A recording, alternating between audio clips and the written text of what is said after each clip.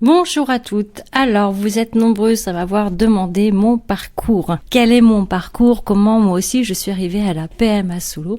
C'est une très bonne question et aujourd'hui je prends le temps de vous répondre. Alors au tout début, ça n'a pas été non plus un choix d'être maman solo. C'est pas quelque chose que j'avais forcément imaginé au tout début quand j'étais jeune. C'est venu progressivement, c'est-à-dire que je me suis laissé le temps de rencontres amoureuses et puis ça n'a jamais été un projet de couple. Donc je m'étais toujours dit, si à l'âge de 38 ans, je n'ai pas rencontré de personne avec qui on a ce projet-là, et si j'ai vraiment toujours ce désir qui était là depuis, je crois, toute petite, dans ce cas, j'imaginerais pouvoir faire un bébé toute seule.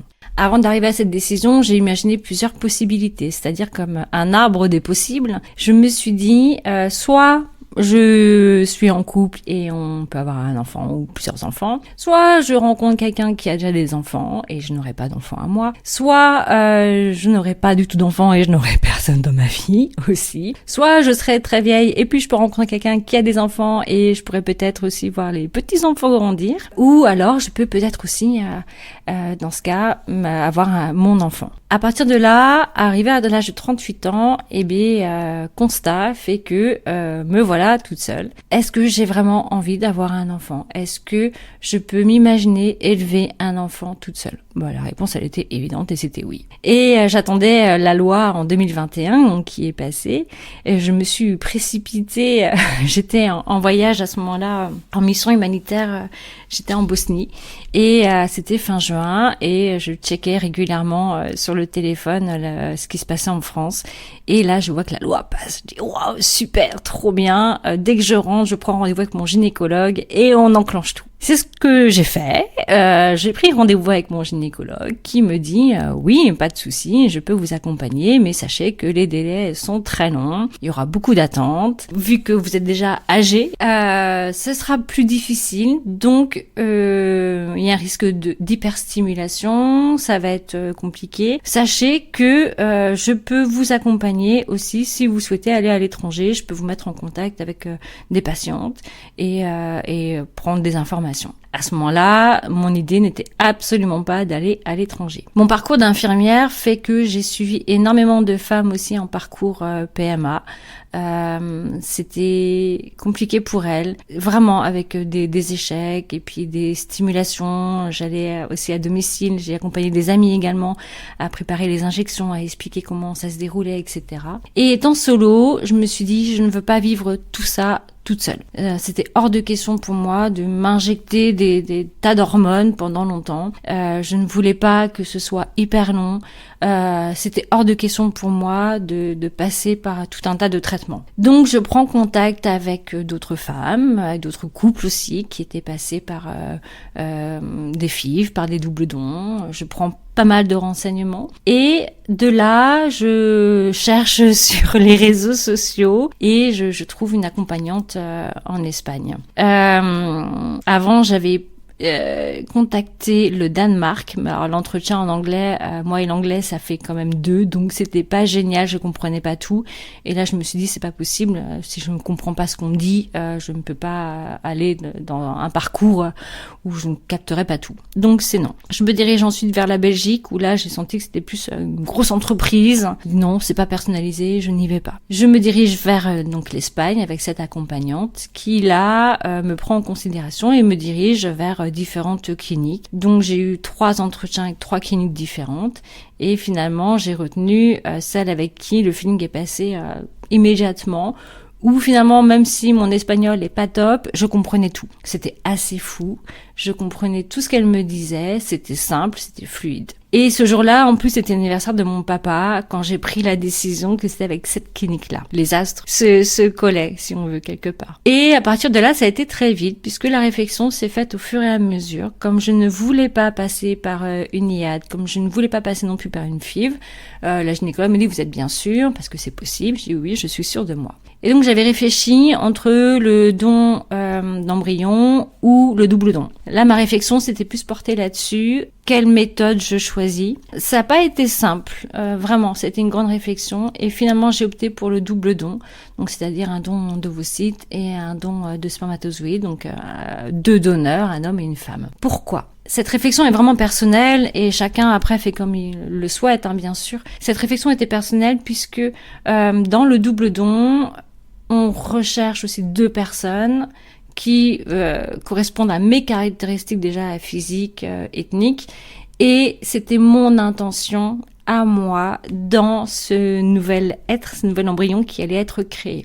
C'est-à-dire que dans le don d'embryon, l'intention était déjà posée par quelqu'un d'autre. Et là, c'est pour moi que ça a bugué à ce moment-là et je souhaitais que ce soit mon intention à moi au niveau énergétique et spirituel. Donc j'ai opté pour le double don. Et ça a été très vite. Finalement, tout ça s'est passé durant l'été. En septembre, j'ai passé l'entretien et dès le mois d'octobre, on a commencé à préparer en fait l'utérus, à faire les examens, etc. Et on a très vite mis une date de transfert d'embryon et c'était au mois de décembre. Alors, quand même peu de temps pour se retourner. Ça a été très très rapide. Finalement, en l'espace de 3 mois, j'étais enceinte. Donc, rien à voir avec les délais en France. Évidemment, je ne suis pas passée par une IAD. Évidemment, je ne suis pas passée par une FIV. Donc, c'est pour ça aussi que ça a été beaucoup plus rapide. Et de là, ce jour-là, je suis partie avec ma maman. On est partis en Espagne toutes les deux. Rien que le fait d'en reparler, ça me monte l'émotion parce que c'était un moment merveilleux. C'était un moment de sororité également avec elle. On a passé, je sais plus 3 ou 4 jours là-bas. C'était franchement extraordinaire. Il faisait beau, on était en bord de mer.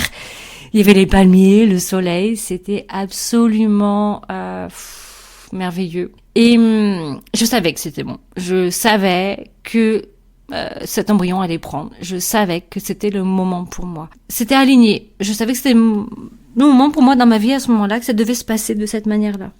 Et effectivement, l'embryon a pris tout de suite. Je me souviens très bien du moment où la gynécologue a inséré le petit embryon dans l'utérus, l'endroit le plus propice, et après tout le monde est parti de la salle et je suis restée face à l'échographe et ce petit embryon qui était dans mon utérus et je me suis dit bah là ça y est, c'est parti pour toute la vie, pour tous les deux. C'est un moment mais juste suspendu, tellement magique.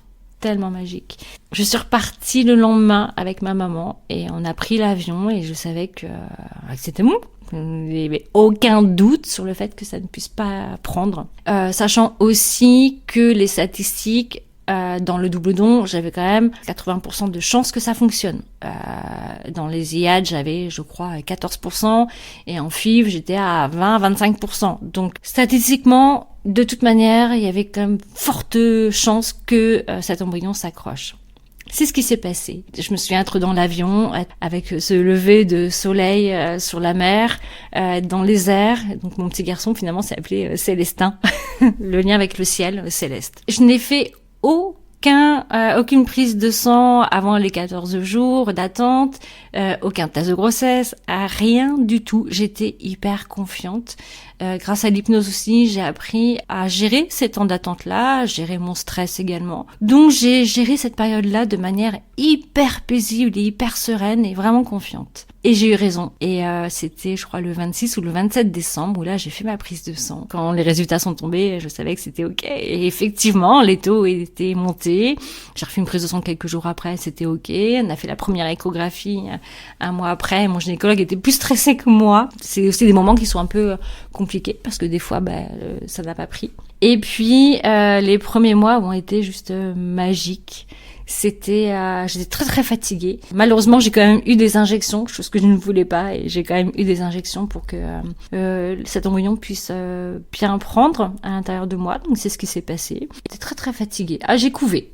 J'ai fait la poule. J'ai couvé pendant plusieurs mois. C'était compliqué de gérer le travail aussi à côté. Mais ça s'est fait. Ensuite, mon parcours est un peu complexe parce que, arrivé à 6 mois de grossesse, mon gynécologue a détecté qu'il y avait un retard de croissance in utero. C'est-à-dire que l'embryon, enfin le bébé maintenant ne grandissait pas correctement. D'autre part, j'étais infirmière et j'ai travaillé en réa néonate, c'est-à-dire avec les grands prémas également. Donc je savais malheureusement un peu trop ce qui pouvait m'attendre. Et étant infirmière, j'ai perdu beaucoup de bébés qui sont décédés. Et donc j'avais tout ça en tête, donc ça a été très très complexe pour moi. Donc source d'inquiétude, vous imaginez bien, à ce moment-là on n'a pas du tout envie d'imaginer que des choses terribles puissent se dérouler. Et je me suis retrouvée en plein dedans. C'est-à-dire que j'ai été, je crois, pendant 15 jours à la maison avec des monitos réguliers, je crois 3 par semaine avec les sages-femmes.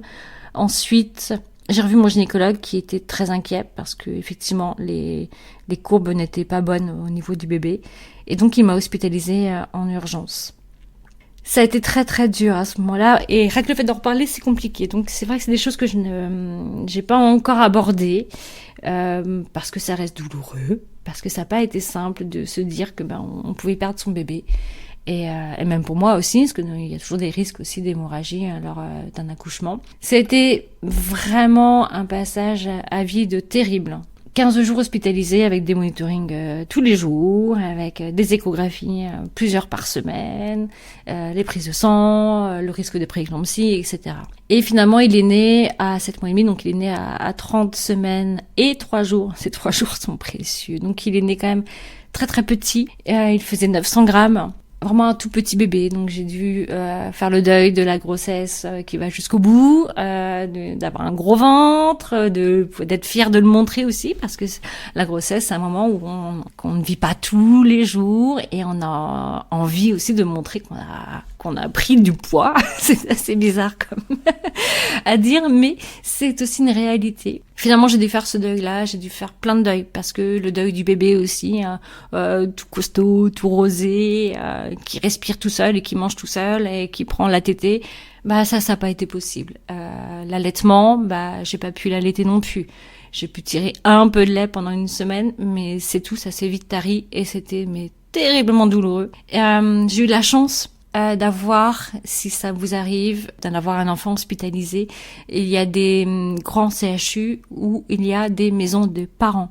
C'est-à-dire, ce sont des maisons qui accueillent des parents le temps de l'hospitalisation de l'enfant et on peut rester à proximité. Moi, j'habitais quand même beaucoup plus loin de l'hôpital, donc j'avais cette possibilité de rester sur place. C'est bien, mais en même temps c'est pas bien parce que l'hôpital est devenu ma maison, j'avais les clés carrément de l'hôpital et je pouvais aller et venir comme je voulais. Ça a duré 3 mois et demi, ça a été méga long. Je peux vous dire que au lieu de grossir durant l'été et de prendre du poids et d'arriver à la fin de ma grossesse, j'étais en train de maigrir et je perdais du ventre. Donc il y avait des choses qui collaient absolument pas dans mon cerveau et dans mon corps. Je me reconnaissais pas, je ne savais pas ce qui se passait. Je vivais juste pour mon enfant. En fait, on est complètement focus sur l'enfant. Et juste ma place, elle devait être auprès de lui. Et tout le monde me disait, non, mais allez vous reposer. C'est comment voulez-vous vous reposer quand vous savez que ce tout petit bout est né trop tôt et qu'il a juste besoin de vous. Vous êtes son seul repère.